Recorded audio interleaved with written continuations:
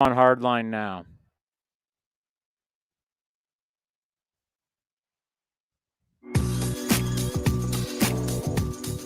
This is A's Cast Live, your comprehensive look at the Oakland Athletics. And the pitch is swung on, hit the right field, hit deep. Whitefield going back at the track, over his head, and over the wall. Do you believe that? And 29 other MLB clubs. Ramirez with a drive to deep right, away back, goal! Go Hayes gets a bomb out there by the Rocks. And boy, oh boy, this third inning is now showtime. It is a judgy blast. All rise. Here comes the judge. Join us as we take you inside the baseball universe, from humidors to spin rates to game-changing moments. We have you covered. Spend your afternoon with us next from the town, only on A's Cast Live. Here's Chris Townsend.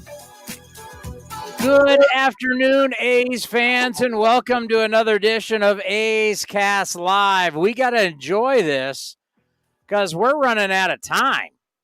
Now, A's Cast, remember, we'll be here all off season. We do A's Cast Live 1 to 4, Monday, Wednesday, and Fridays, and then we air it again after we get done from 4 to 7 and missed it. So we don't go away.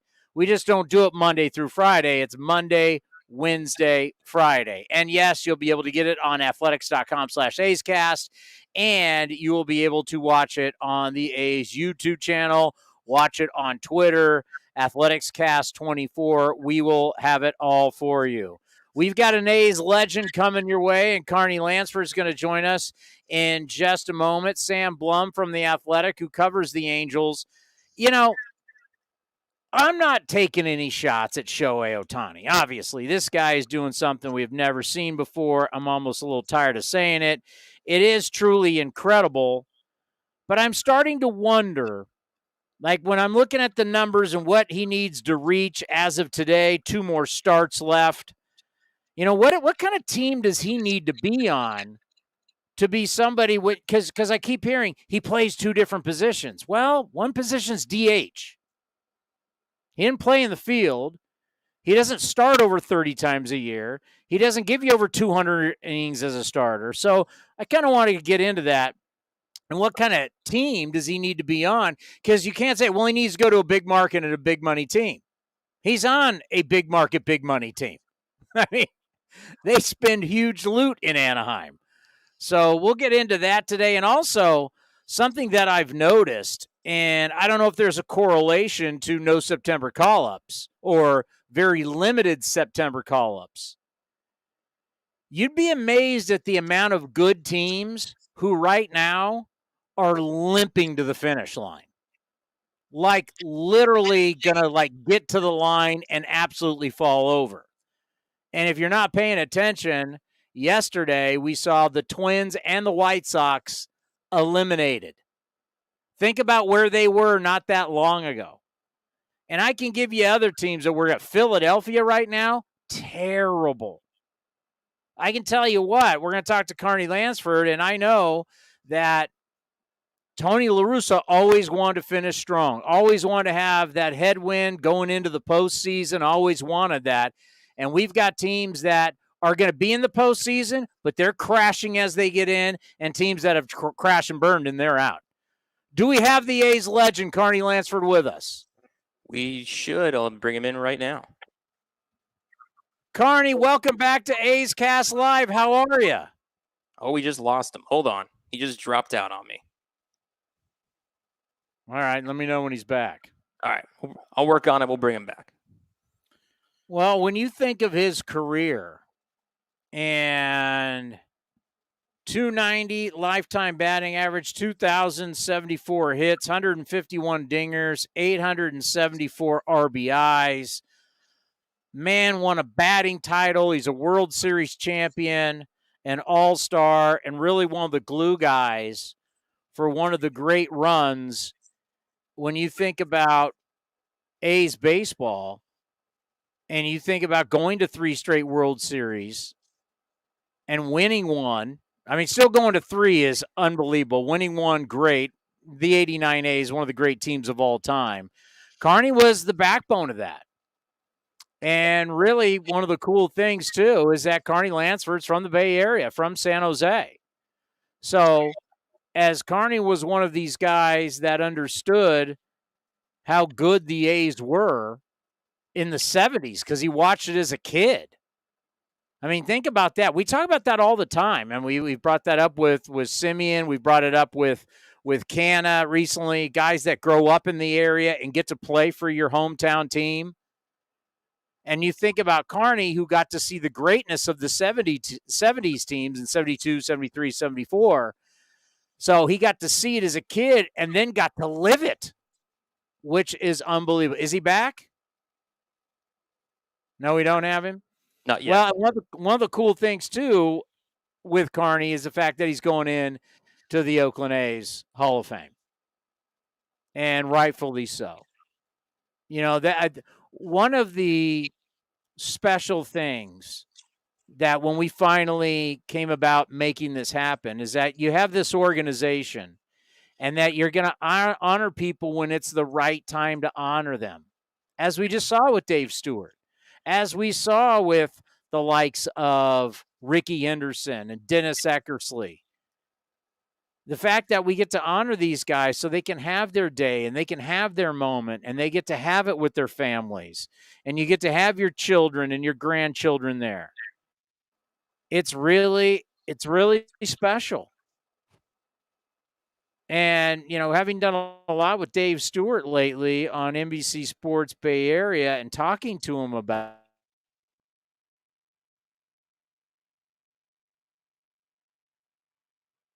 there.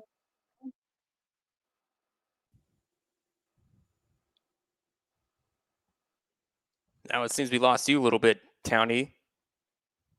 Going in and out there just a tad. But yeah, Carney Lansford has been a big part of the A's franchise. He'll be part of the 2023 A's Hall of Fame. 1989 World Series champion, too. Are you with us, Can Townie? you hear me, Ray? Yeah, I can. You were bugging it out a little bit, but I think we got you back. Are we frozen or are we going? You're going right now. Okay. Do we have Carney? I'm just going to pull him up right now. You got to give him a phone call, and then we'll get right back to it. Here, why don't we go to a quick break and I'll restart the computer? Why don't we do that? That sounds like a plan. Let's refresh, and we'll get everything rolling.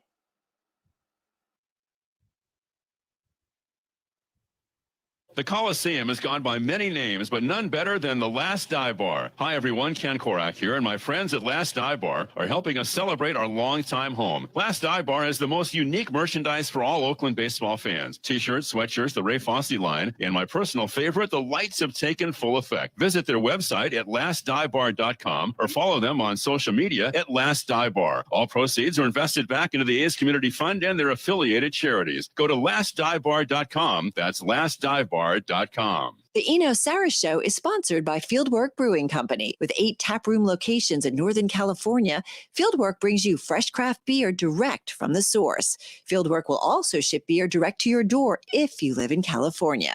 Visit fieldworkbrewing.com. Hey A's fans, check out Longport Fish Company, an exciting new chef-driven seafood restaurant located in the Veranda Shopping Center in Concord. Longport features the highest quality lobsters, oysters, king salmon, flavorful cioppino, and much, much more. It features a full bar of craft cocktails, local brews, and a curated wine list. Longport Fish Company is for all occasions too. Date night, business meetings, catching an A's game at the bar, or bringing the whole family. Check us out at longportfc.com, on Yelp, and on all social media. Humanity has accomplished a whole lot so far. We created penicillin, the automobile, and the internet, not to mention drones, duct tape, and the hot dog. It's all thanks to the power of human connections. And Ring Central's here to make that even easier, more seamlessly and securely, on a platform built to grow your business. Say hello to a whole new way to say hello. Visit ringcentral.com and say hello to possibilities. Ring Central. Message, video, phone, together. Some things just go together. Peanut butter and jelly, cookies and milk, Oakland and Kaiser Permanente. If that last one caught you off guard, it shouldn't, because Kaiser Permanente has been helping keep Oakland healthy since our very beginning. And as the official healthcare partner of the Oakland A's, that won't be changing anytime soon. Whatever you may need, you can trust Kaiser Permanente to help keep you feeling your best. Kaiser Permanente. Thrive. Visit kp.org today. Coming in at 5'3", it's number one mom. She switched to Xfinity and got the all-new 3-for-1 bundle. Unlimited internet, streaming, and Xfinity Mobile. All for what you could pay wireless companies for just one 5G unlimited line. Boom shakalaka. Go to Xfinity.com/3-for-1, call 1-800-XFINITY, or visit an Xfinity store today. Limited time offer, restrictions apply. Xfinity Mobile requires post-pay Xfinity internet. After 24 months, regular rates apply to all services and devices. This is Chris Townsend for the Chicken Pie Shop of Walnut Creek. Great news! Our indoor dining is back, along with our beautiful patio dining. Come taste our world-famous chicken pie that has been served in Southern California for 83 years. The Chicken Pie Shop of Walnut Creek has one of the most dynamic menus, plus a full bar. Pot pies, gourmet burgers, sandwiches, salads, flatbreads, and more. Don't forget, we still do takeout and delivery. For all the information, go to chickenpieshopwc.com. That's chickenpieshopwc.com. A's Cast Live continues from the town. Here's Chris Townsend. All righty, one way to fix everything, as we know, it's like duct tape. You just restart. And that's what we're doing. Let's get Carney Lancer on the phone, and let's do this, the new Oakland A's Hall of Famer. All righty, bringing him up right now. And he should be there. Carney, how are you? It's good to have you on the program again. Carney, are you with us, my friend? He's connected through our Google Meets. He should be hearing us. Do not know why he's not.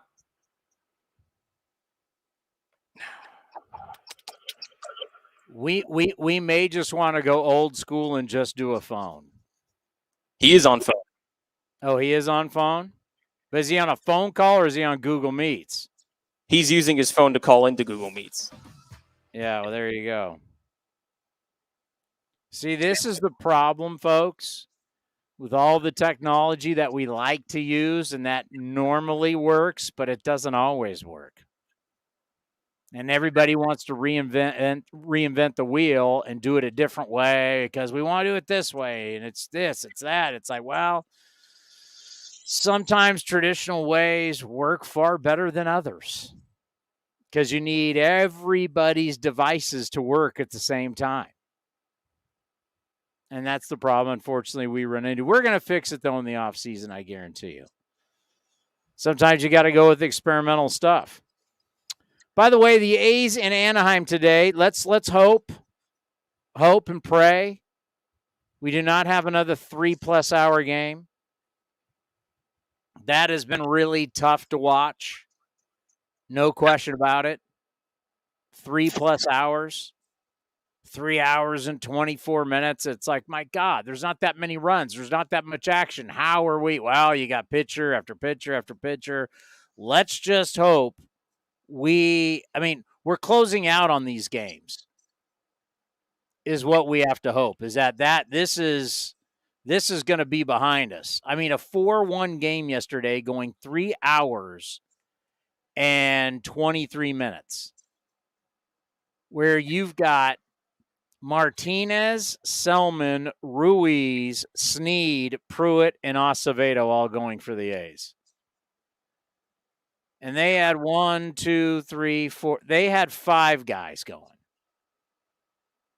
And let's just hope the pitch clock just changes this because there's no way that a game that only has 5 runs and 2 of them came in home runs. Remember, home runs, whack. Trout hits it out. Trout runs the bases. That's like 15 seconds. That's it. And then Ward went deep, right? Then Ward hits it out. Bang. I'll give you another 15 seconds. So that's 30 seconds of 3 hours and 23 minutes. So really only 30 seconds off the board. So 3 hours, 22 minutes, and 30 seconds. What else was going on for that long? We have Carney? Can they see you, by the way? Yes, they can. All right. So, okay. So they ought to look at, I'm like, the way you're looking, I'm like, we have them, we don't have them. All right, just give me the thumbs up when we have them. You know, one guy I wanted to highlight today, and I did it for my hit for NBC.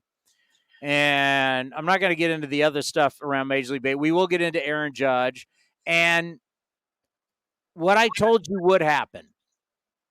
I told you it was going to happen. The minute Aaron Judge ties it, then breaks it, the New York media is going to take over. Little did I know what Roger Maris's son was going to say. But I told you that the New York media was going to take over and they were going to bring up, hey, let's really get into a discussion about who should be the all-time home run leader in a single season. Some people, obviously, I think the majority of all of us, we're at a point we don't care. Like even my buddies, and I think all of us A's fans, we have a lot of friends who are Giants fans. They live amongst us, unfortunately. But our friends are Giants fans. And they universally say, yeah, we know Bond's juiced. Honestly, we don't care. And the record really doesn't mean anything to them as fans. I would tell you, are we getting an alert? Did you just hear that? Yeah, I don't think that's on my end. That might be you. This is great. Something's going on in our neighborhood. We're getting some type of alert. If you ask the average Giants fan, and I would say probably 90-something% of them, they really don't care. They enjoyed it. It was great theater. They know Bonds was juiced. Move on. And the majority of baseball, they don't care. People that this whole, I honestly don't understand how there's a very small group of people who are in our sport, mainly broadcasters, that are so bent out of shape about just even the discussion. And they're not even Giants fans. They're like, Bonds, he did it. We're not even going to talk about it. And like, why do you care so much? You're not even a Giants fan. You're not even a Bonds fan. What is this obsession with sticking up for this certain 4 years of guys cheating in our sport? Like, I don't know if I've ever seen anything like it, because the majority of the public pretty much doesn't care that Barry Bonds hit 73 home runs. Like, there still is the Sammy Sosa, Mark Maguire, but still a lot of people, they don't care about that either. They don't really recognize it. I mean, is there anybody touting, other than the most diehard Bonds fan in the Bay Area, touting him as the all-time home run king? Is there anybody that I'm missing? My buddies, my best friends, guys that I played ball with, guys that I'm buddies with, they all grew up Giants fans. They love Bonds, but they all laugh about it and they go, yeah, he was juiced. And they go on with their life and they don't care. It's not like they're not dying on the hill that Barry Bonds is the home run king or Barry Bonds is the single season home run record holder. They're not. I bet if you polled, I'm not even going outside the Bay Area. I bet you if you polled actual Giants fans, at least 80% or more don't care. All the guys I know, and they're guys that go to games, they're guys that spend money, they watch the games. They're even watching now in a Giant season. That's bad. If you poll them, they don't care. I mean, that's why if you walk around the Bay Area, you don't see 73 stuff everywhere. If 73 was so magical, I mean, we'll get into that. But let's bring on an A's legend. Carney, Chris Townsend here. Welcome back to the program. It's great to have you on A's Cast Live again.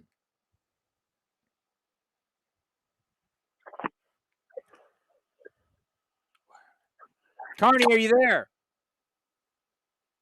We can hear you, Carney, but for some reason you can't hear us, I don't think. Oh, there we go. Do we have him? We do. I think, weirdly enough, I think you can only hear me, but not you, even though I have you going to the same channel. So you should hear each other, Townie. Interesting. Well, I love the technology. Don't you love it? All right. Well, instead of interpreting, how about we'll reschedule this for another day when technology wants to cooperate. Well, you know what we should do? Let's schedule something to tape tomorrow. We have our big event tomorrow, but Carney, I want to celebrate Carney as an A's Hall of Famer. Carney's one of the great Oakland A's of all time, and we want to give him his due before the season ends. See if we can maybe tape something tomorrow. I will be in touch with him on that. Okay. I hate that we're not able to hook up with Carney Lansford because Carney is, I know for a lot of you, one of your favorites, if not your favorite. Carney was a long-time fan favorite with the A's, played from 83 to 92. When we talk about A's who don't stick around for a long time, Carney did. So we'll definitely reschedule that because, it's a huge honor. When you think of Carney and you think of Ricky and you think of Stu and you think about guys who grew up in the Bay Area and now they're a part of the Hall of Fame and you're a part of the team, the Hall of Fame, of the team you grew up watching, that doesn't happen a lot in the history of baseball. Most guys will never play in the hotel in the area, like say hometown. But for Carney, obviously he grew up in San Jose, but that was his team growing up. He grew up in the Bay Area, so we want to get that whole perspective, and hopefully we'll be able to do that tomorrow. Back to the hottest story, Aaron Judge. I'll get to Tony Kemp a little later. I think we need to highlight Tony Kemp. There's some really cool numbers on Tony Kemp, but back to Aaron Judge. I think if we went out and polled people right now, I don't think Bonds comes out a winner on this one. I just don't. Even with Giant fans. Now, some Giant fans are going to stick to their guns. Get it. But I told you, once this thing happens, the whole scab is going to get ripped off. Because the only time Bonds has ever addressed it is really when he had to testify in front of a federal grand jury. And he put his hand on the Bible. Do you, Barry Lamar Bonds, swear to tell the truth, the whole truth, and nothing but the truth? And we got the whole leaked testimony from the San Francisco Chronicle. He admitted to doing the clear and the cream and being a Balco guy and admitted to doing what Balco was giving him. And then there's the whole reports that he was doing stuff before Balco. That was in the Game of Shadows that he said he was going to challenge, and then he never did. Now, people go, we don't know who was doing it. Were the pitchers doing it? You can look at it any way you want. Wrong is wrong. And baseball didn't address it. Baseball didn't want to deal with it. Baseball wanted to just let time heal. And Bud Selig, being commissioner, knew that at some point his time would be done, and he's gone, and he's not going to have to deal with it. So when the next guy does something like this, he won't be around. So what happens? Bud Selig gets into the Baseball Hall of Fame. Bud Selig moves on. He's retired. And now it's Manfred's job to deal with it. And now Manfred has been a Bud Selig guy, and they want to touch it. And then you have this just really strange era of baseball that once again, I won't be alive to be right. I won't be able to say, I told you so. But I want all of these guys who are dying on this record book, can't change it, can't right the wrong, all these guys who are dying on this hill for some reason, when the majority of people don't give a crap. I don't know why they give a crap. I don't know why it means so much to them. I have, and the guys that I've heard do it, some of them are friends of mine, they're not even Bay Area people. They're not Bonds people. They're not Bay Area people. So I don't even know why they're standing on this hill. It makes no sense. It's like, don't you have other things that are more important in your life than this? You're getting angry about this? People have literally gotten angry and they're getting huffy and puffy. It's like, why? But we're going to look back, historians, and our era, we're going to look like buffoons. Historians will look back and go, how dumb were these people? They're really going to look back and they're going to read the evidence and they're going to go, wait a minute. You had a guy who, Mark Maguire, testified to Bob. He didn't testify. He did an interview with, with all the denials. And we love Mark. We've had Mark on the program. Mark talked about how people to this day still thank him for saving baseball. We just saw him with Stu's event. Awesome. But Mark Maguire talked to Bob Costas. Finally, cat was out of the bag. We already knew the truth, but we got the truth. And it allowed Mark to get back into baseball and be a great hitting coach. Which hopefully, I hope he gets back into baseball again as his kids get older, and they're very successful right now playing. So he's there for his kids right now. And then Barry testified in front of the federal grand jury. All that's going to be known years from now. Then you're going to see, wait a minute. How is Barry Bonds, Roger Clemens, Mark Maguire, Sammy Sosa, Rafael Palmeiro, some of the greatest talents to have ever played the game are not in the Baseball Hall of Fame? I mean, this era, which has now been a couple decades, is literally going to look ridiculous like a three-ring circus. It really is. How this judge thing has been handled, it's like you got Roger Maris's son saying, hey, here, let's play right. We got Roger Maris's son. He talked after this game as he can finally get off the trail now as his father has been tied. Aaron Judge has tied the record. We've been waiting for it. It's been kind of paralyzing our sport. I'm so happy for Aaron Judge. I'm glad he did it. I'm glad he did it clean. Best we know of because he gets tested. Let's hear from Roger Maris's son.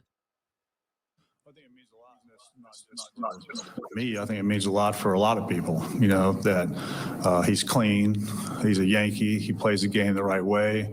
And, I think it gives people a chance to look at somebody who, should be revered for hitting 62 home runs and not just as a guy who did it in the American League. He should be revered for, being the actual single season home run champ. I mean, that's really who he is if he hits 62. And I think that's what needs to happen. I think baseball needs to look at the records, and I think baseball should do something. That's Roger Maris's son, Roger Maris Jr. Powerful. Now, I don't know why anybody would go against that. I don't. It's common sense, right? I mean, if you want to die on this hill about these record books where I've made fun of it, where I'm like, Moses came down with the 10 Commandments on fire, and behind it was the baseball record books, and it cannot be changed. It's in stone forever. I don't get it. And it's almost like, if anybody's going to come back at me on this, I'm going to just be like, so you're basically condoning drug use. Yes or no? Those guys did it with illegal drugs. Those weren't drugs that were given by a physician that said, hey, you got a cough. Here, let me write this and take this to the pharmacy. The things they were taking you weren't allowed to legally have in your possession. We do not allow athletes to take that. We test against that. No, you can't change it. I don't know. The Olympics has taken away gold medals. Is that fact or fiction? The NCAA has taken away national championships.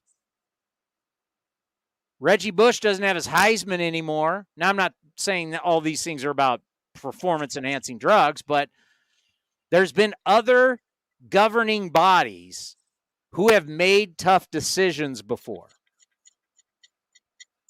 Ben Johnson was the fastest man on the planet. The Canadian. Beat Carl Lewis.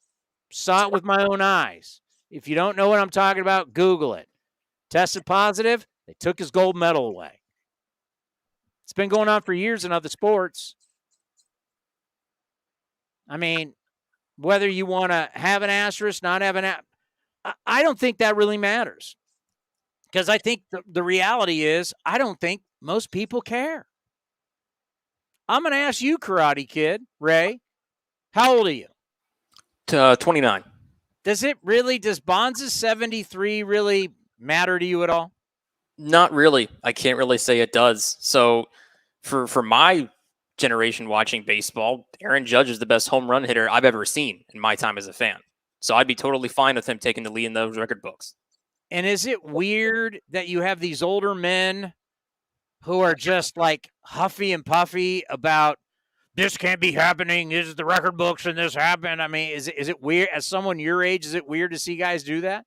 A little bit, but I can understand where they're coming from. If I was in their shoes and watched it happen, I feel like in a way it could see as like invalidating. Like, no, those home runs were real. They happened, whether they were under what influence or not, steroids or otherwise.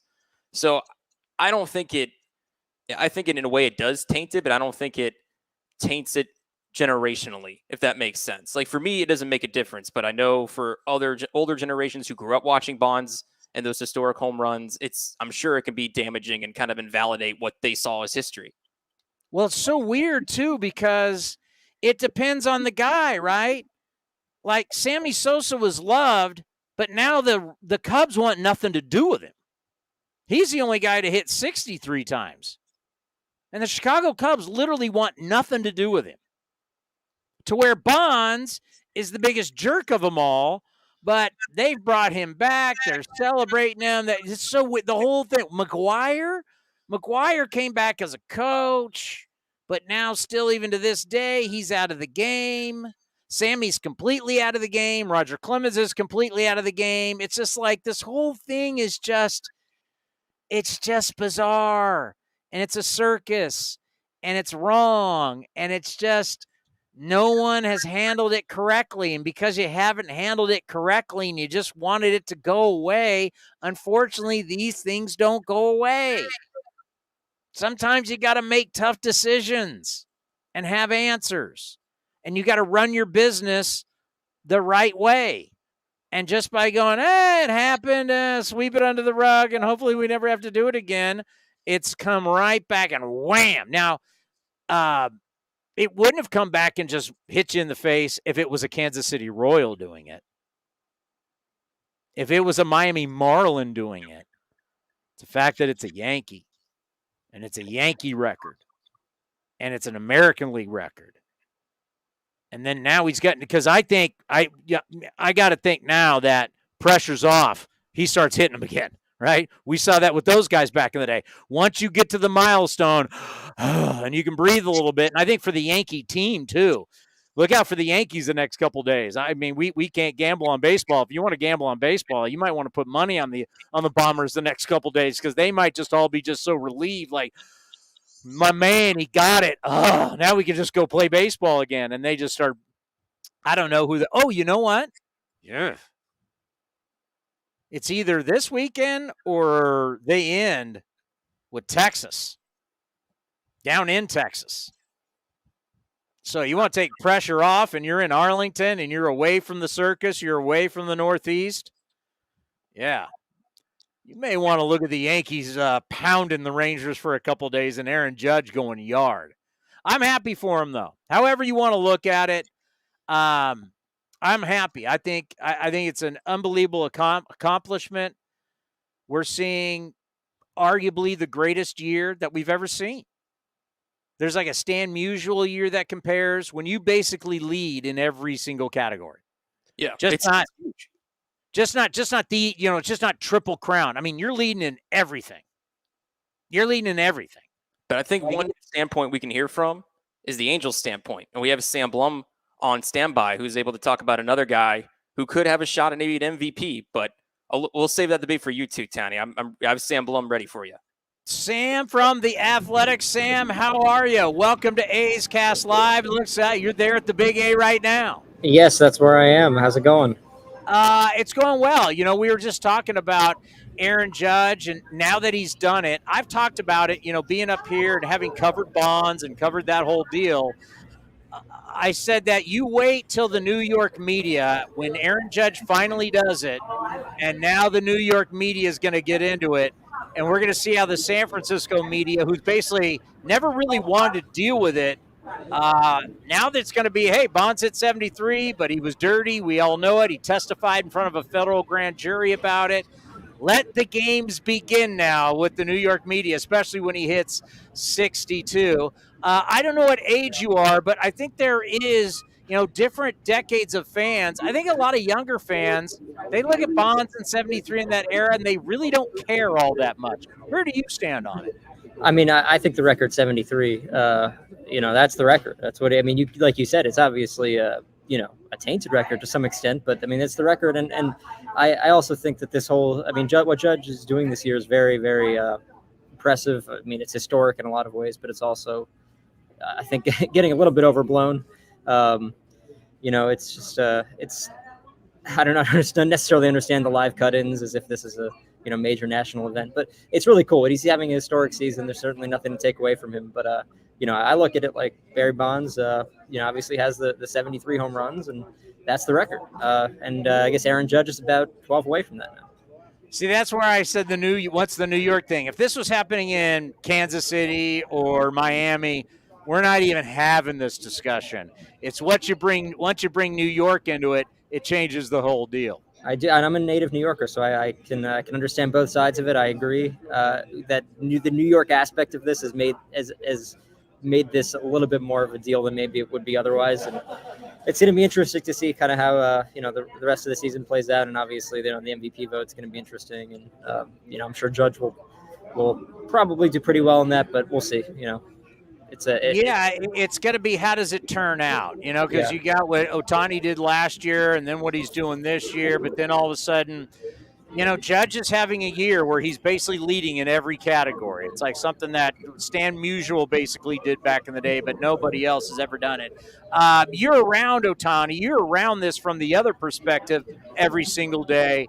Just if you had to handicap it, how do you think the vote will work out? Well, I actually have a vote this year, so I can't give too much away about in terms of like who I think should win or will win. But, the way I see, Ohtani's season, separate from Judge, really, I just think he's having a better year than he did last year. And obviously last year, I think people would say was one of the best seasons of all time.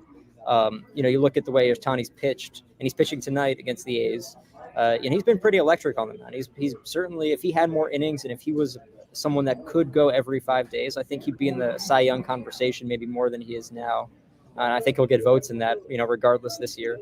But his season, it gets overlooked by the humiliation of the way the Angels play. I mean, they're not a good team, right? They're terrible.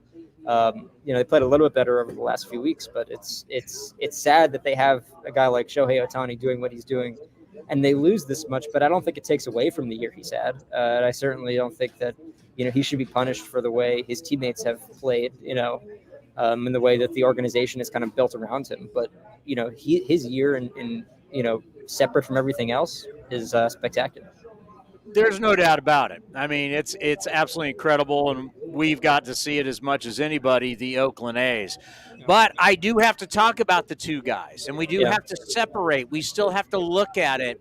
My only thing, and whenever you say anything bad about Ohtani or critique Ohtani, you look like a jackass. I understand that. I'm aware, exactly. You know better than anybody. But like you just said, if he had enough innings, if he had enough this, if he played defense, that would be my only problem because, for years people have hammered it into me that a pitcher should never be the MVP, and they've hammered into me that a DH should never be the MVP.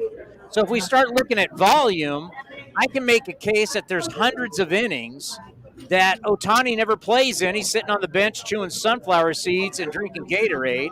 He's not going to make 30 starts. He's not going to have 200 innings. So the volume, just when you say he's taking up 2 spots, he's one guy doing 2 spots. Yes, amazing. You just wish there was more volume in all of that. Like if he played defense, my God, what this guy would be. I mean, I see what you're saying. I also think that the volume that he brings is absurd. I mean, it's the way the amount that he contributes to the Angels is, unparalleled. So I think what any person contributes to their team.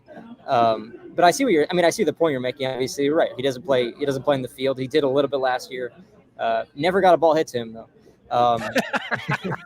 And the baseball gods. Yeah, he got. Like everyone was hoping he would, but you know, you're right. Like they do have a 6-man rotation here, and that's because of him. But at the same time, I mean, the volume that he brings, he's been healthy this whole season. He's, you know, he really plays every single day. I mean, the days that he takes off are so rare, and they're usually not his choice. So he plays pretty much every day. He's available in a way that I don't think many players are, or certainly nobody else on the Angels is.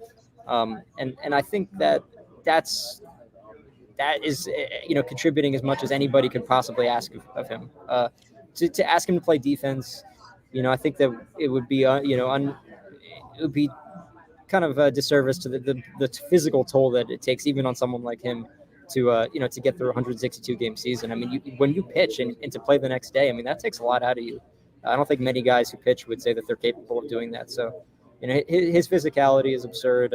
I agree that it's difficult to be critical of him, and there are certain areas where I would be. But it's what I don't think volume is one that I would necessarily put a criticism on him for. I mean, that's what I'm saying for both of us. We look like jackasses, essentially, if you do it. But, you know, this is the truth, because I've thought about this, and, you know, we've been talking about it on this show and on my post-game show. When I think about what is the best scenario for Ohtani, like right now, he's on a team, because normally people would say, you got to be on a team that spends money. Well, obviously the Angels spend a lot of money. He is the guy. He and Trout are the guys. The question is, does he need to be on the team where he's not the guy, where he's more of a fit-in guy and he has all these guys around him because he's got to pitch every 6 days, not every 5 days, because he's not going to play in the field? I mean, you're lucky he's gotten this many at-bats. This might be the most at-bats you'll ever see from him in a season, especially as he heads into his 30s. So what kind of team does he have to be on for his talents to truly be on that great winning team? Because him being the ultimate guy, is that going to work? Yeah, I mean, listen, I think he'll be the ultimate guy wherever he goes. I do. I think his talent is, you know, seeing him play every day is, you know, he is an MVP player. I mean, I guess if he was on the Yankees, maybe there would be an interesting debate. But no, I mean, I think what he wants, I mean, when you ask him, he doesn't come out right say it, but, you know, I don't necessarily believe that his future is with the Angels because they don't put him in a position to win games. I mean, we'll see. I mean, that's just my own, you know, analysis of the situation. That's not, you know, based off of him saying that. But we have asked him if he's happy here, and the answer isn't always a yes, right? The answer is yes, but I want to win, or yes, but my priority is to win, and that doesn't happen with the Angels. And you're right, they spend money here, but they don't spend it in the right ways. And the reality is he's going to make a lot of money in arbitration this offseason. You know, he's obviously under contract with the Angels. And so if he's making $35 million next year, that's going to, you know, that's about 7 times what he's making this year. It's going to be tough to even build around him. I mean, they already can't do it, right? They're in the ownership situation. It is going to complicate everything in terms of what their payroll might be and how they're going to spend. So, I mean, yeah, I think that if he's on a better team, you're right. Maybe he's not as, you know, relied upon. I mean, there was a stretch here for a full month where they did not win games outside of when he started. And that's just the way this season's gone, right? There have been like 8 games this year where Ohtani and Trout have like combined for like at least 2 homers and they lost, you know? So it's a tungsten Armo Doyle season for anyone that gets the reference. And, you know, I think if you were to go to another team, I mean, it would just be fun for baseball fans to see him compete in a playoff game, see him do this on a stage where he's, you know, playing for something really meaningful. It doesn't mean I think he'll be more of a secondary guy on that team. I think he would be the best player on pretty much any team that he's on. But you know, to do what he's doing here, it's almost kind of like depressing to some extent because you just know that it could be done for higher stakes someplace else maybe. But you know, obviously he's really popular with Angels fans. I think he's got comfortability here. I think that you can't take that for granted. You know, they've put him in a position where he can do what he wants to do when he wants to do it, and that's really helped him. But yeah, I mean, obviously they're not winning games. Well, to me, it's crazy to let him go. The amount of money he makes for the franchise with the Japanese companies and all the merch and everything that they sell, it's unbelievable. He's a gold mine. There's no question about it. If I own the team and if I was selling the team and I was the guy who was buying the team, I don't want him going anywhere because he is definitely a cash cow. But that gets to the overall question. It's kind of the same thing with the A's, right? When you start looking at the A's and you start looking around, I'm sure you're looking at our lineup and you're looking at our players and you're going, man, I don't see how they turning this around anytime soon. I mean, it's kind of the same thing with the Angels. I mean, do you see like any hope in the next few years with what you've seen in the minor league system and what you got there now? I think the hope is an ownership change.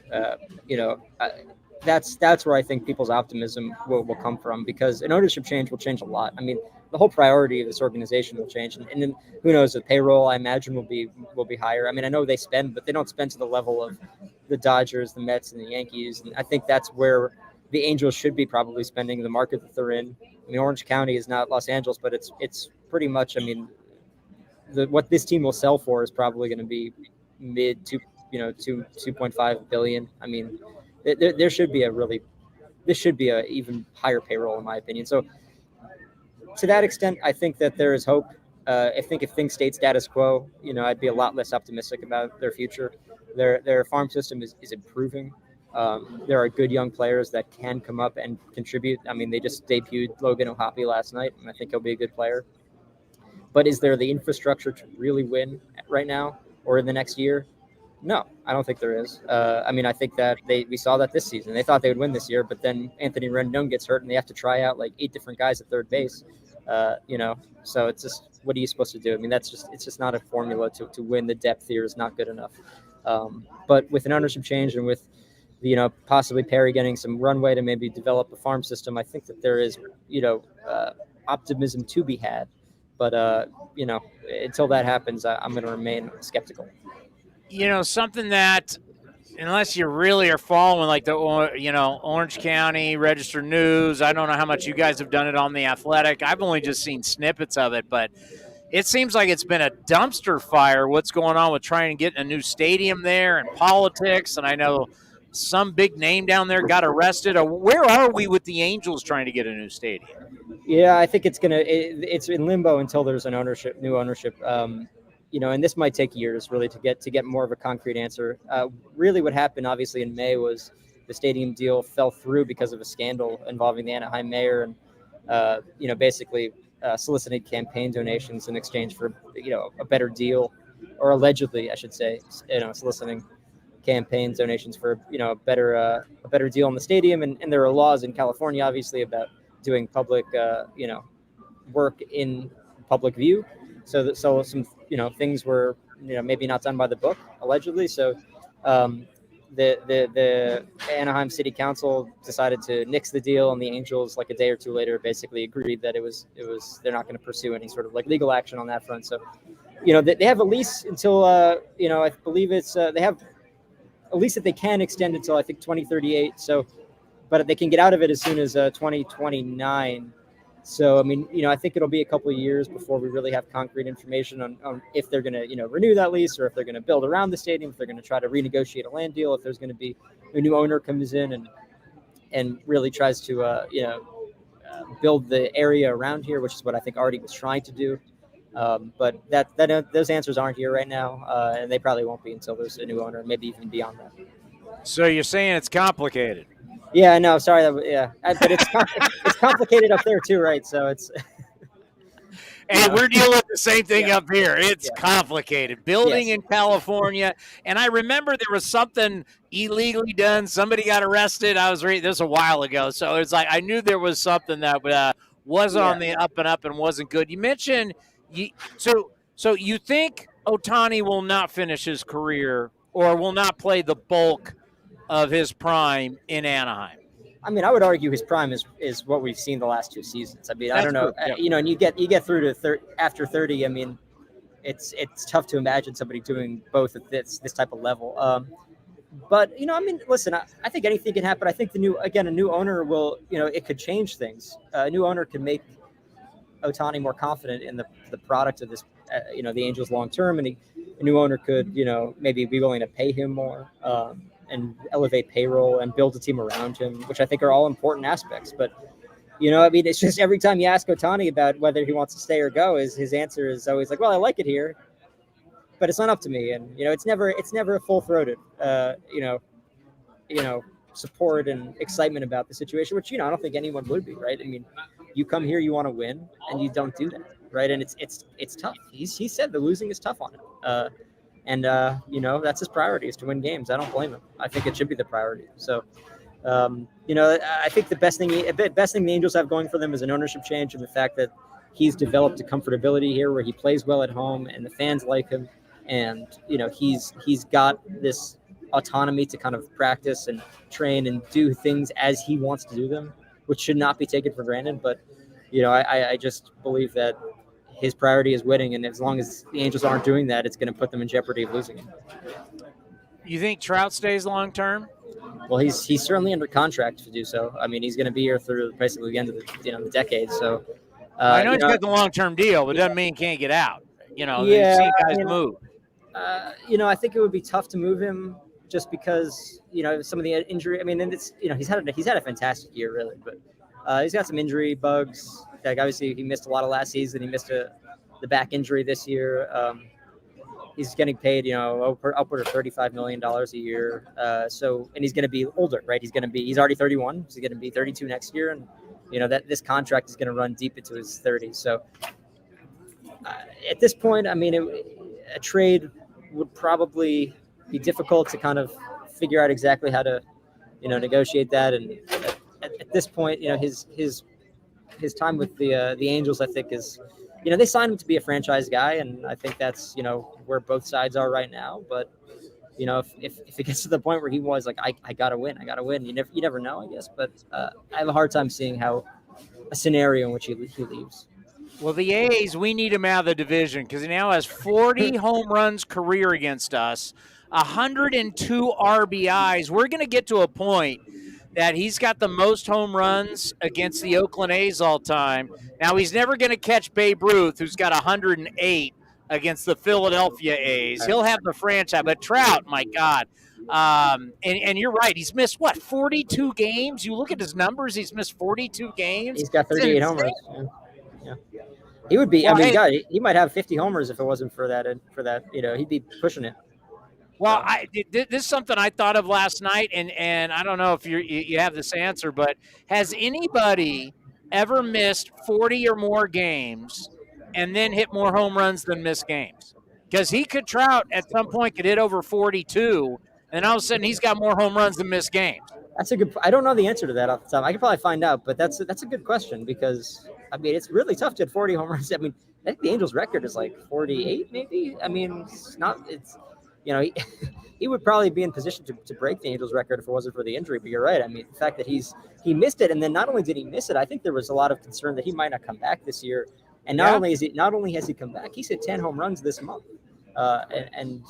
His month. He had a stretch of 7 straight games where he had a home run. So he's been dominating. And the Angels have played a lot better over the last month, and it's because he's back.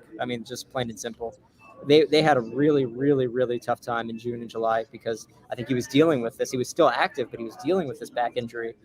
And he was going on horrible slumps where he was swinging and missing and striking out a ton. And I think, that it's crazy you look at Mike Trout's underlying numbers this year. He's hit a lot more fly balls. He's become really more of a power hitter, but his OPS is still high. He's had an interesting year. It's an anomalous year for Mike Trout, even if the numbers kind of look similar. Well, I'll tell you what, he's still going to have 3. He's got today against the A's. Then he's got 3 more in the season. He could hit more than 42. And then just think about it. I just helped you write an article. Now you got an article there for the story idea. Yeah. Hey, great stuff. We'll see you up here in Oakland next week. Yes, we will. Great stuff, Awesome. my man. Thank you so much for the time. Enjoy tonight. All right, thanks for having me on. I appreciate it. Take care. Yeah, talking a little Angels baseball as that is. I brought that up. If anybody was listening last night in the postgame show, I brought that up. I'm like, you guys realize he could hit more. He's missed 42 games. He could hit more home runs. He's at 38. Are you gonna be shocked if he goes deep tonight? No, that's 39. All he needs is 1 or 2 over the weekend, and then he's got Oakland for 3 games. And you know how he hits at the Coliseum. Ball flies out.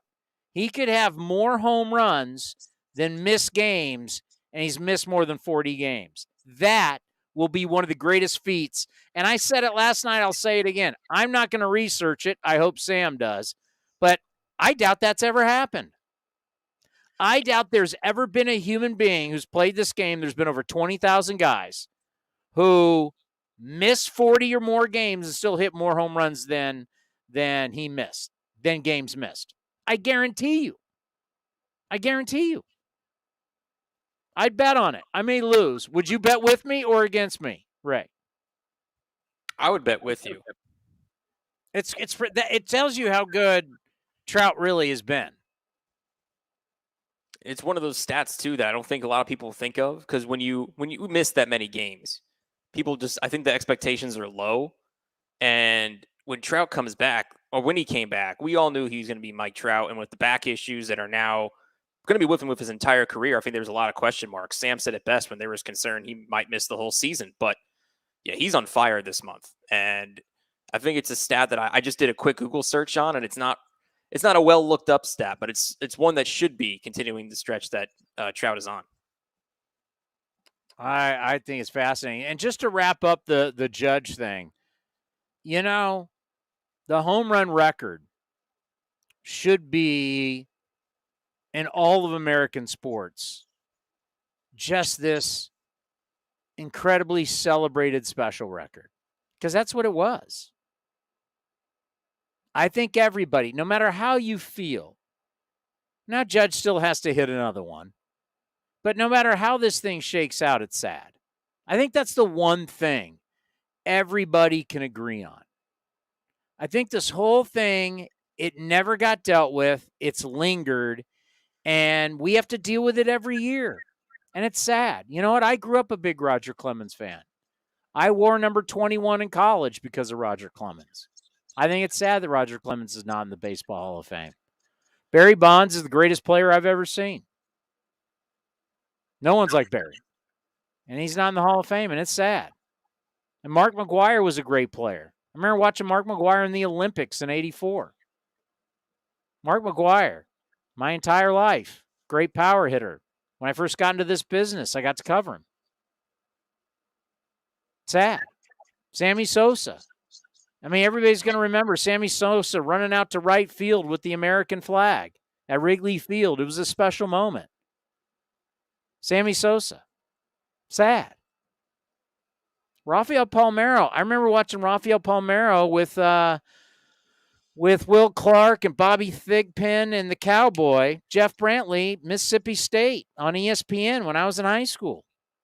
I remember watching that. So you always followed Rafael Palmeiro's career. Sad. This sad thing about home runs and steroids has never left us. That's sad. I think that's something we all can agree on. No matter what number, what player, how you want to view it, this should be some, because I don't know what number in sports, team sports, is bigger than the home run record. It's not the touchdown record in football. Like, football doesn't have that mark. What's the, it's not, what basketball, maybe 100 points in a game? I guess that ever since they tainted and made it sad, the home run record, I guess Wilt Chamberlain's 100 is the one thing that you stand there and go, damn. And Kobe had 80, you're like, wow. Could a guy get 100 again now that there's a 3-point line? I guess that'd be the number. It's not goals. It's nothing in hockey. It's nothing in football. I mean, baseball was that number, 61. Could anybody get there? And now it's just, That's the sad part. Whether you want to stick with Bonds or you want the new thing with Aaron Judge, the home run mark has been diminished, and it's not as big a deal anymore. You heard what Sam just said. He thought it was ridiculous that they were breaking away to even see it. It's now just like, this is something that should be great, but it's not. And it's been over 20 years now of this. And we have to deal with it every single year that it's, are they going to get the 75% for the Hall of Fame? How about this year? You literally have a museum that's not run by Major League Baseball. All right. This is not baseball trying to keep people out. This is a museum independent of Major League Baseball that tells you the history of the game. That doesn't have the guy that's got the most hits. That doesn't have the most MVPs. Doesn't have the most Cy Young awards, and a bunch of guys that if you want to keep all their stats without asterisks, without anything, and say they did it and keep it, well then how bad does that even look that they're not in the Hall of Fame? The whole thing is sad. Decades of just, you know what? I don't know how to deal with it. If I was commissioner, I would really have to sit down and weigh in pros and cons. But that's why you make millions of dollars being the commissioner, right? When Roger Goodell has to make tough calls in the NFL, well, that's why he's making $44 million a year to be the commissioner, to make the tough calls, to settle down some of the owners and then enforce Tom Brady's flattened footballs and Bill Belichick's cameras spying on people. Sometimes you got to make tough calls. But the fact that you went same old has led to this timeline, right? We could look at a timeline from when these home runs are hit to PEDs to scandals to Game of Shadows. Like, you can just look at this timeline. Oh, boy, they've now retired. Oh, did Bonds get blackballed out of the game? Oh, boy, Maguire's got to talk to Bob Costas so he can work for Tony La Russa in St. Louis. You can just look at this timeline and then, now they can be voted for the Hall of Fame and no one's voting for them. Some people are, some people aren't. This has just not gone away. And this is really sad to say. As long as they're alive, we're going to deal with it. As long as they're alive. So you could have multiple commissioners, and I hope they live long lives.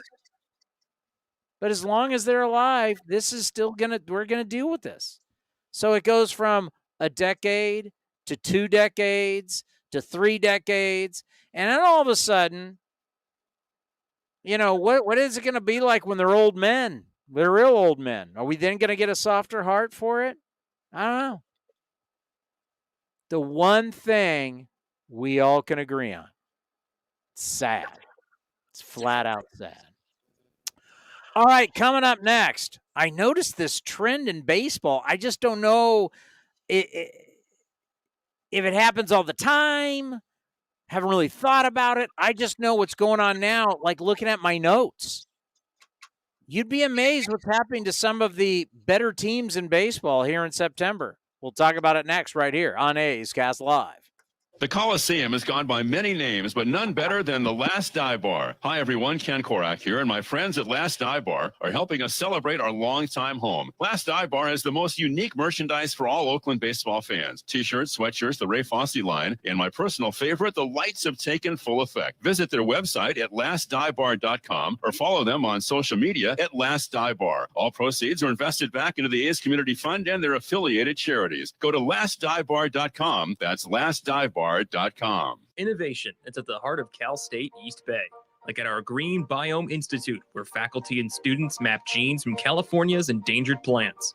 Or how we open doors for local entrepreneurs at our Small Business Development Center. From educators to nurses to STEM professionals, Cal State East Bay has real impact throughout the region's neighborhoods, boardrooms, and entire economy. Be part of the innovation. Connect with Cal State East Bay at csueastbay.edu/impact. Like sports, business is about winning.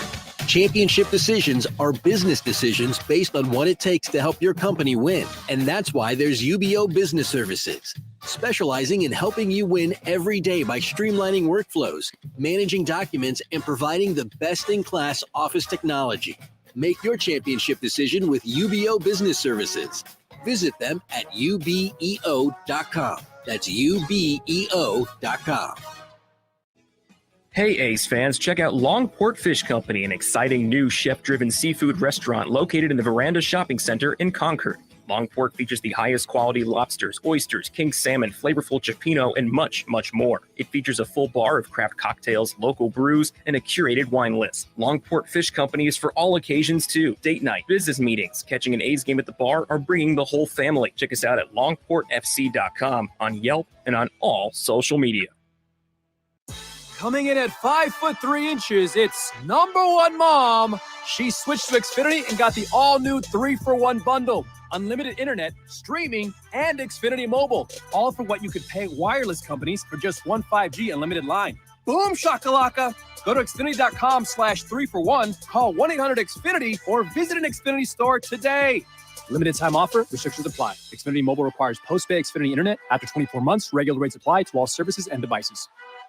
Hey, A's fans, you know that running your own business is a slugfest every day. That's why businesses have been counting on Mechanics Bank since 1905. From operating lines of credit to equipment and real estate loans, they can help build your lineup to meet today's challenges and prepare for tomorrow's opportunities. Stop by your local branch or visit mechanicsbank.com today. Mechanics Bank, the official East Bay bank of the Oakland A's. Member FDIC and equal housing lender. All loans subject to program eligibility and credit approval. Some things just go together. Peanut butter and jelly, cookies and milk, Oakland and Kaiser Permanente. If that last one caught you off guard, it shouldn't, because Kaiser Permanente has been helping keep Oakland healthy since our very beginning. And as the official healthcare partner of the Oakland A's, that won't be changing anytime soon. Whatever you may need, you can trust Kaiser Permanente to help keep you feeling your best. Kaiser Permanente. Thrive. Visit kp.org today. Humanity has accomplished a whole lot so far. We created penicillin, the automobile, and the internet, not to mention drones, duct tape, and the hot dog. It's all thanks to the power of human connections. And Ring Central's here to make that even easier, more seamlessly and securely, on a platform built to grow your business. Say hello to a whole new way to say hello. Visit ringcentral.com and say hello to possibilities. Ring Central. Message, video, phone, together. Hitting the road with the family. On your way to nonstop adventures. No worries ahead, because you know you can stop at a Chevron station along the way. Get fuel for your car, fuel for your crew. That's Chevron with Techron for unbeatable mileage and snacks for all. Coffee for mom, chips for the kids, cold drinks for dad, for the road ahead. Toss in some laughs, out-of-tune singing, and a zillion "Are we there yet?" And you just made lifelong family memories. Chevron, together ahead. This is Chris Townsend for the Chicken Pie Shop of Walnut Creek. Great news! Our indoor dining is back, along with our beautiful patio dining. Come taste our world-famous chicken pie that has been served in Southern California for 83 years. The Chicken Pie Shop of Walnut Creek has one of the most dynamic menus, plus a full bar. Pot pies, gourmet burgers, sandwiches, salads, flatbreads, and more. Don't forget, we still do takeout and delivery. For all the information, go to chickenpieshopwc.com. That's chickenpieshopwc.com.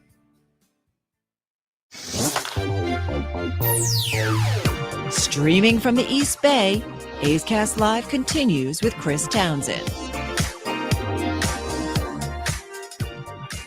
All righty, we got A's baseball coming your way in just a little bit. We'll have A's Total Access, and then we'll head down to the Big A. Who do I have today? I think I have Ken Korak today. We'll get us started. I wanted to mention, what time do I got to get out of here, Ray? We'll be live at 5:38 with the pregame, so a little before that, 5:30, we'll be out of here. Okay. I wanted to mention Tony Kemp today.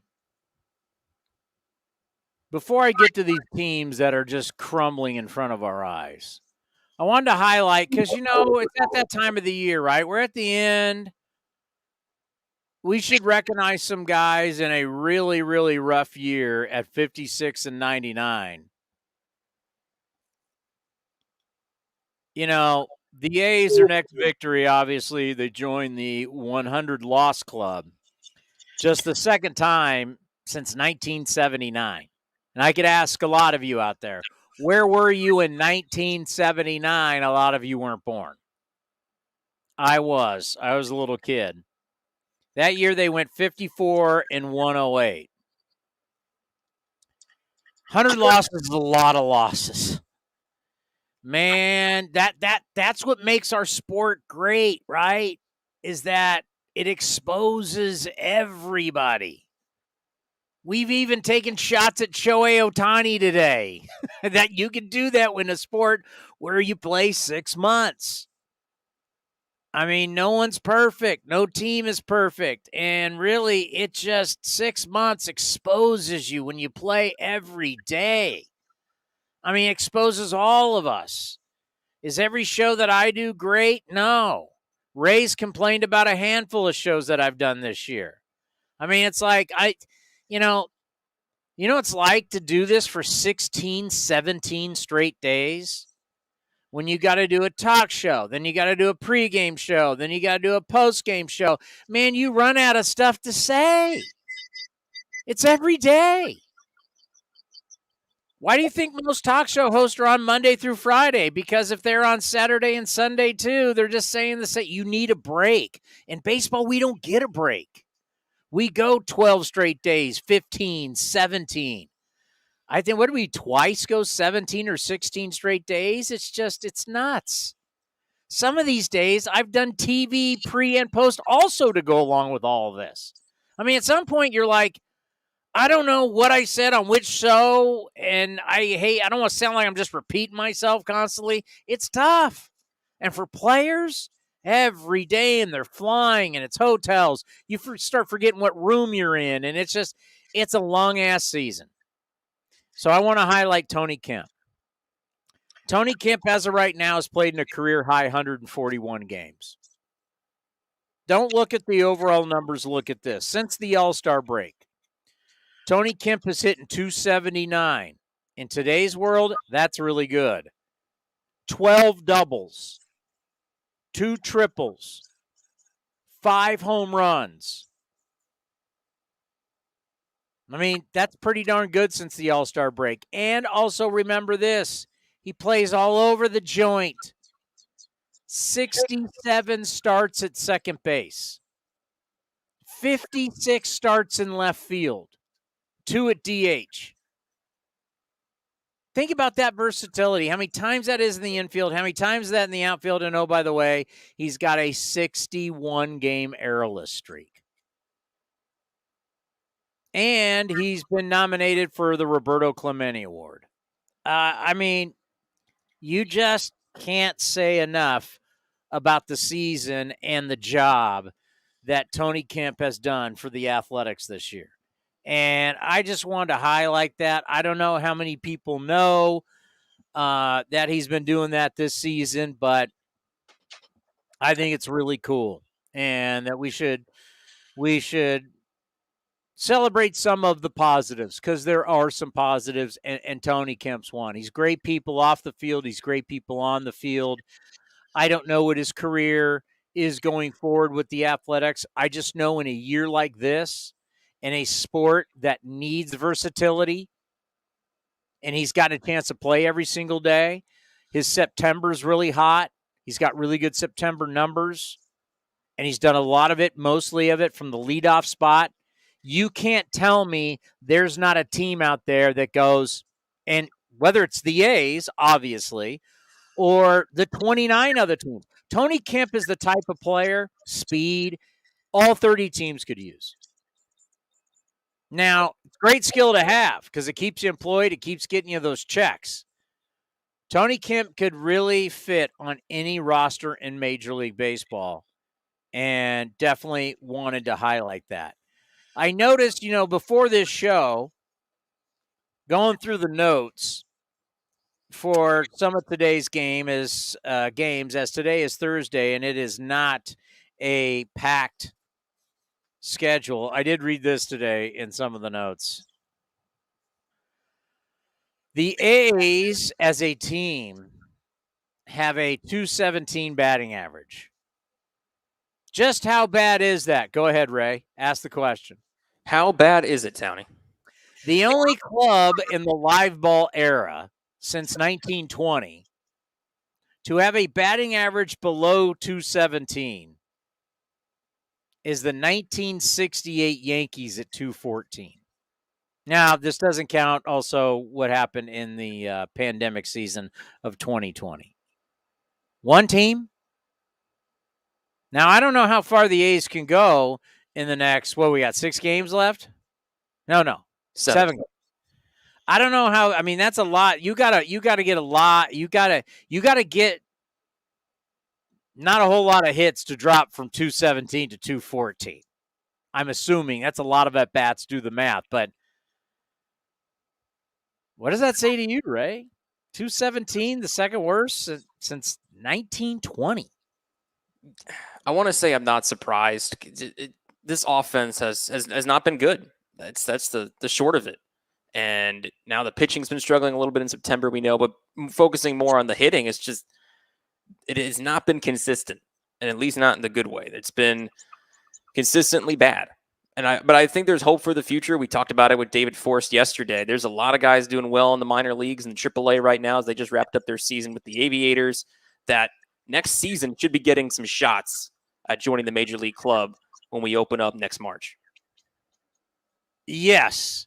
I agree, and I was thinking about that last night when I couldn't sleep after I got off the show, and I'm like, if I started putting, and I'm going to save this, like what would make me interested?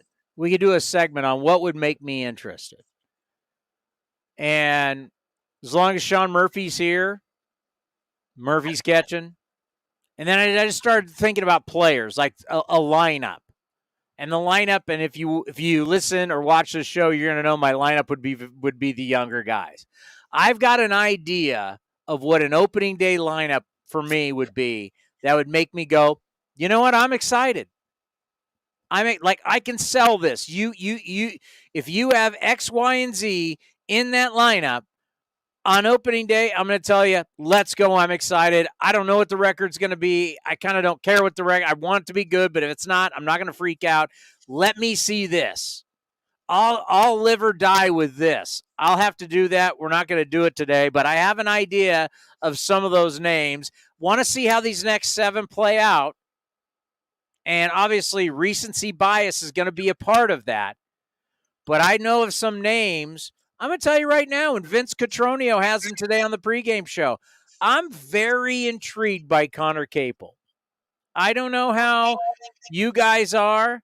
What I have seen so far, I have enjoyed. And looking at Connor Caple, and I'm seeing a guy that I know I want to see more of. He makes a lot of contact. He has shown us he can pull the ball. He has shown us he can hit the ball like was lit last night. Slapped one into left field. He can hit it out of the ballpark. He doesn't strike out a ton. I just looking at his numbers in the minor leagues. Here he is. You're looking at a guy 246, 257, 263. Makes some contact. 25 years old. Finally getting an opportunity. I want to see that. Is it real? Could he be a guy? He's not going to strike out a lot. He's going to make contact. He's got a little pop. He's 25 years old. The light's gone on. Once again, I want to see the next 7 games. Flat swing, so bats through the zone a little bit longer. I'm interested. It's stuff like that. I could come up with a lineup. Zach Geloff. I could come up with this lineup, and I know something. Wow, that guy's not ready yet, and this is not. You know what? I'm ready to see Jordan Diaz. So I want to put this lineup together for you guys, and you guys could do the same thing where we say, all right, this is what interests me. I'm just saying. Okay, so I wanted to get this to you. Going through the notes, not going through the bad games because no one cares. Royals, Rangers, White Sox, Twins. Let's start with that. White Sox and the Twins have officially been eliminated from playoff contention. You realize the Twins were tied with the Guardians in the AL Central entering September 5th. They were tied. They've lost 15 of 23, 1-7 versus Cleveland, and it is over. I am shocked. Let's see what we got games going on today. I want to make sure what's final. Philly. Oh my God. This is going to be perfect for Philly. By the way, the White Sox did win this game. White Sox going into today. Remember the team that was supposed to be maybe the favorite in the American League, at least in the Central? They went into today's action having lost 8 in a row. 8 in a row. They had been scoring 2.6 runs per game during their skid, and their bullpen, which was supposed to be awesome and dominant, a 6.75 ERA. The Twins and the White Sox absolutely fell apart. Absolutely fell apart, eliminated from the postseason.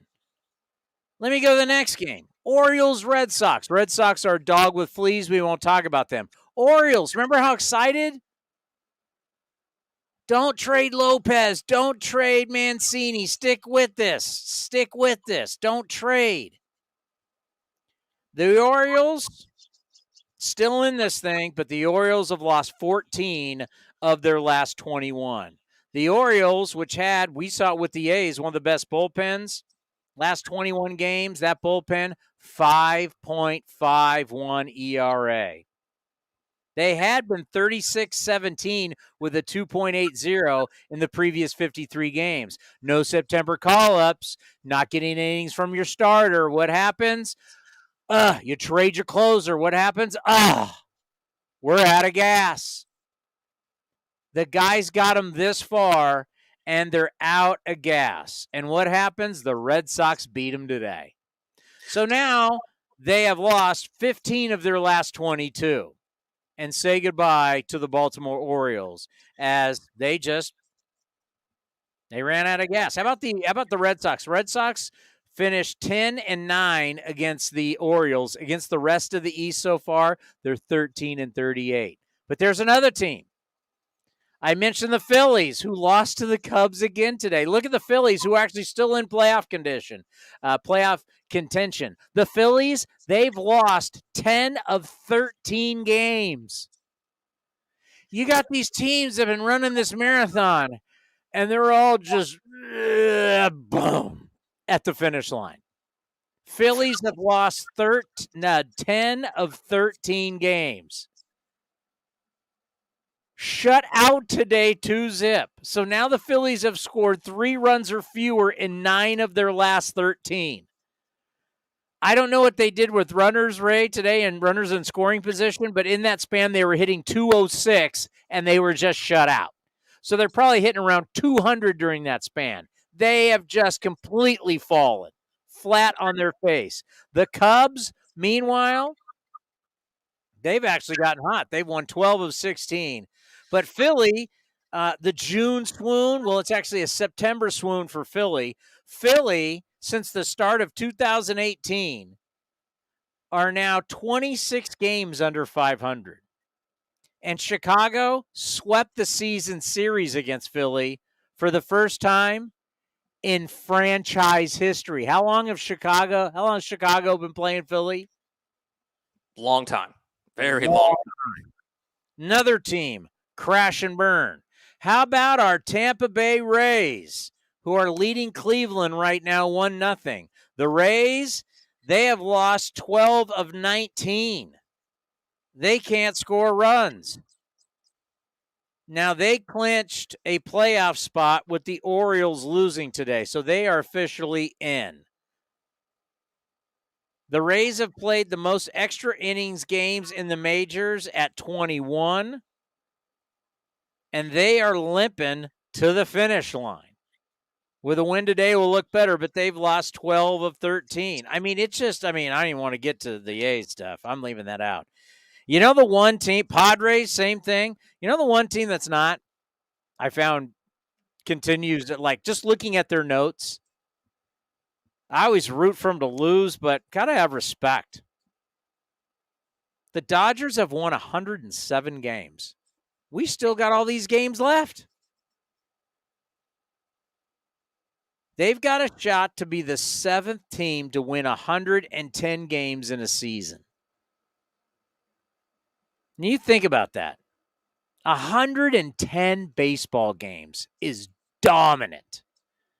All the talk about the Giants won 107 games. Oh, my God, the Padres and the Padres this and the Padres that. And then the Padres made all those trades. And the Dodgers are just gone, get the kid off of me. You guys are trash.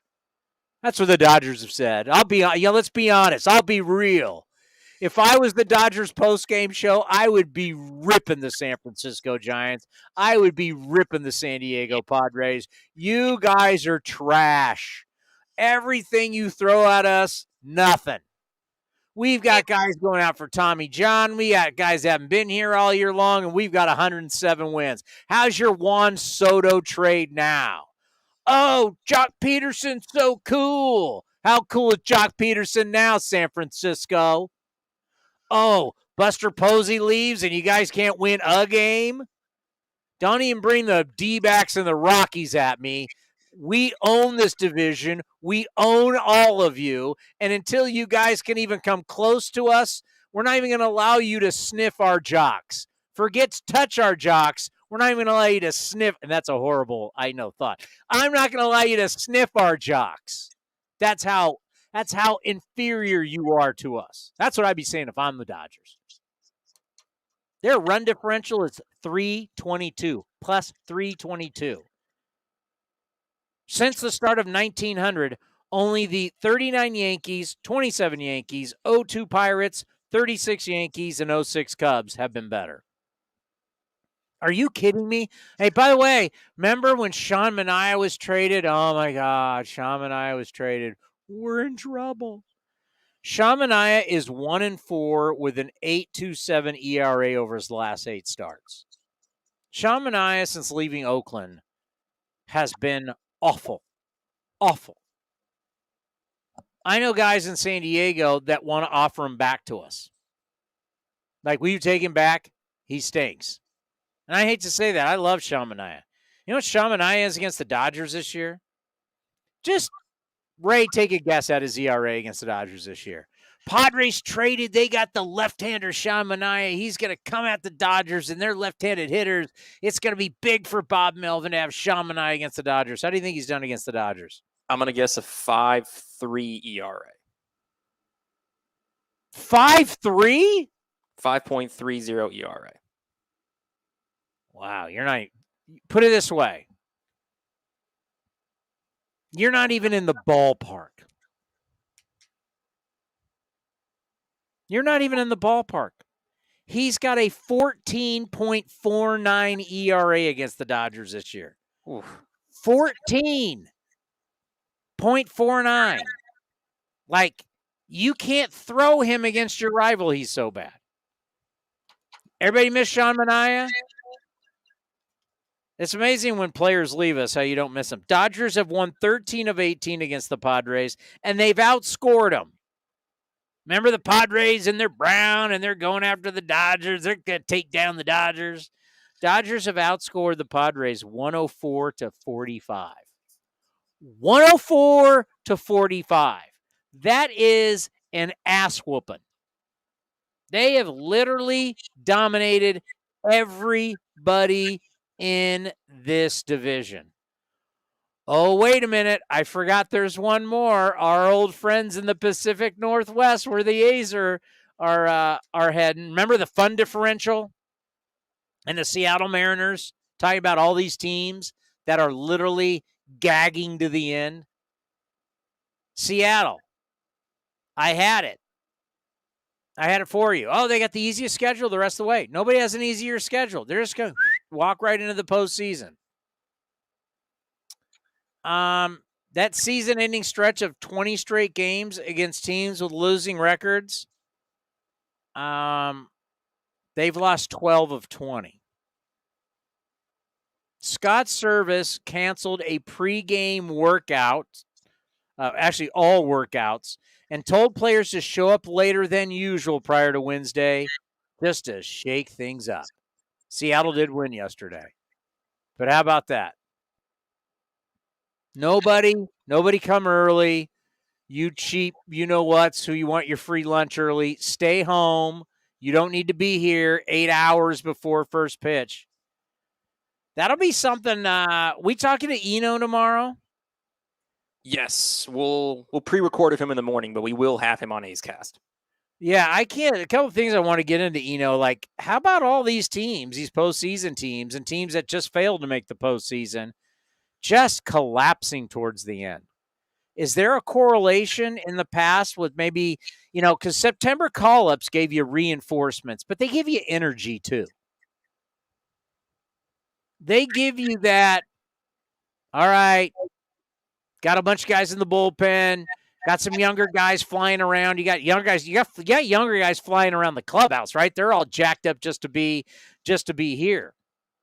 So I wonder like how much September call-ups, you don't get that parade of guys coming in, how much that has really hurt teams who needed the energy, needed the help, and they just don't get it. So basically, you got to play by the rules the entire season instead of playing by the rules for 5 months and then changing the rules for a month. Nuh-uh. Got to play with everybody. Got to play with what you got. And we've watched teams and we've watched bullpens absolutely implode. And I think that Ohtani question is really, I think it's really interesting. What kind of team does he have to be on for it to be successful? Because I don't think he's a normal star. He's in a 6-man rotation. He only DHs. Remember, we don't want, I'm not saying me, front offices really don't want everyday DHs anymore. They want the DH to be a flexible spot to be able to, like what the A's are doing. I got Langoliers. I got Murph. I got, look how many different guys have DH'd. Look at all these teams that have all these different guys that DH. So it gives them flexibility. Guys that need kind of days off, but you still want their bat. Guys that you're bringing back from injury. They can't play in the field. You want that DH spot to be a holder that I can do a lot of different things with it versus saying, one guy has that spot. How much does that change the way you manage? It does, right? And think about splits. Sometimes with your DH, I know I got a guy that's just hammering left-handed pitching. So I want to DH him tonight because that to me is like a power move. Or vice versa. I got a lefty hammering right-handed pitching. I want to DH him tonight. But when you got that same guy, now, Ohtani's great offensively, but you got that same guy there. You don't have the exact flexibility. Listen, I get it. Taking any kind of look at Ohtani that's not like, oh my God, he's the greatest thing I've ever seen. You sound like a jackass. We admitted that earlier. But it's just looking at it. Why not? Can we look at it? Are you really? A frontline starter to me, Ray, is a frontline starter you guy, when you say this guy really is a frontline starter, out of COVID, okay, you can still kind of use the starting the season late, whatever. But if you don't get 30 starts in 200 innings, what are we talking about? Yeah, exactly. I'm on the same thought process as you. And I know 200 innings is not common nowadays, but at least you can flirt with that territory and give 30 solid starts, then I would consider that a frontline starter. Can I Ohtani's limping to tonight and tomorrow, so that'll give him 28. If I can't really, if I go into a season and I go, I hope I can get 25, is that front line? It's an interesting case because he's not the typical pitcher because, of course, he DHs, and we talked about how he has to be on a super team. Yep. Because he can't give you defense. He can't give you volume as a starter. He's got to be with a great complementary. Because we can't say, hey, you got to be on a team that spends money. He's on a team that spends money. He's got to be on a really good team with a lot of really good players for it to all play. Because if he has to be the guy, this is probably And who said it to us it was an Angel broadcaster who said it to us last year that enjoy this right now because this is probably the most volume you'll ever get out of him as a two-way player. And Sam Blum, what's up? Sam Blum today mentioned that this is his prime stuff. It's not going to get greater from here. Oh, we got to get out of here. See, you get me talking. I know. I get you going. You just keep going. Like energized. You're just talking, as Billy Bean, Brad Pitt said. You're just talking. Carney Lansford tomorrow? Well, we'll see. I don't think he had Friday available, but we'll sure have Eno and Mark Kotze, and we'll be at the Athletic Club. So also Amelia Schimmel and Jessica Kleinschmidt will join us. Who? Amelia Schimmel and Jessica Kleinschmidt. Who's that? How are we supposed to get guests if that's what we're promoting? We'll have guests. Got to promote Amelia. What's Amelia going to announce? Is that what she's going to do? Well, she's hosting bingo. Yeah, bingo. We haven't had her on before yet, I don't think. So it'll be fun. We've had the great Amelia Schimmel on the program. Don't kid yourself. All right, so we'll have Amelia, Jessica, we'll have Eno, and we'll have a cast of thousands tomorrow at the Athletic Club in Oakland. Show starts at 4 o'clock. Make sure you show up, and don't forget A's Cast Live throughout the offseason every Monday, Wednesday, and Friday from 1 to 4, and then we replay it from 4 to 7. A's baseball coming your way next, right here on A's Cast and the A's Radio Network. Good job, Ray. The Coliseum has gone by many names, but none better than the Last Dive Bar. Hi, everyone. Ken Korak here, and my friends at Last Dive Bar